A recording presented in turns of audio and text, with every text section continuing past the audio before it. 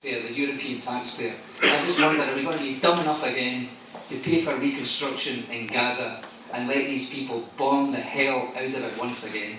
It just seems absolutely bizarre, it seems remarkable, and it's incredible how it's ignored.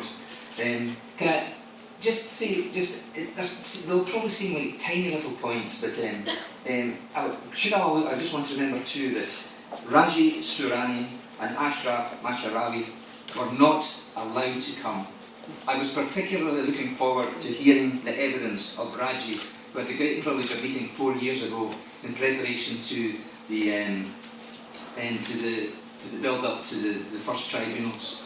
And he was a remarkable man, very articulate. And the great thing was, he's been living and working and seeing, and he's an eyewitness, and he was going to speak from Gaza direct.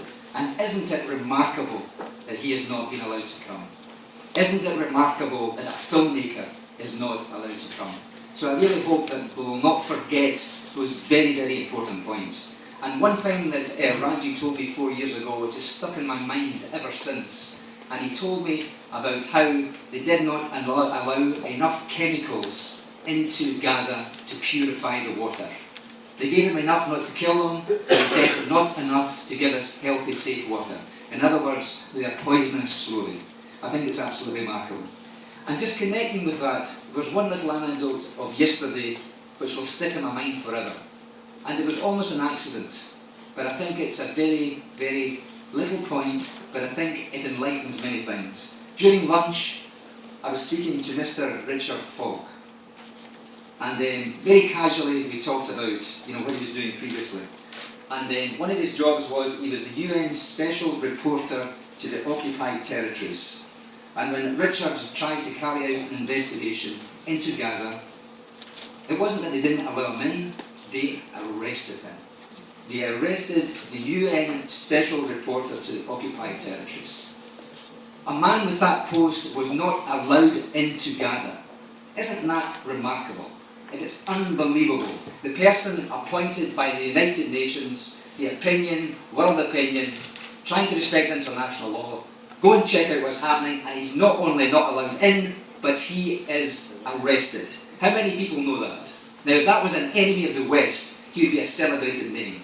And I think in many ways, this explains just exactly what's going on here. We have all these laws. I was listening to all these brilliant legal advisors we had yesterday. Fantastic people who have studied the law, who know the details, who know the case law. They've got the UN conventions, or the Geneva conventions, or the genocide conventions. It's all sitting there. Paul Mason told us yesterday, the entire 51 days has been recorded. It is all there. It is in place. There is no political will to implement these decisions. So remember Richard Falk, and let's remember that they are so hard-nosed, they sent a message to the UN, we do not like your appointment, we will not respect it. It is really, really important. And the only way to fight that is through the civic communities, through grassroots organisations, because they will not respect international law. Thank you very much. Thanks, Ron. And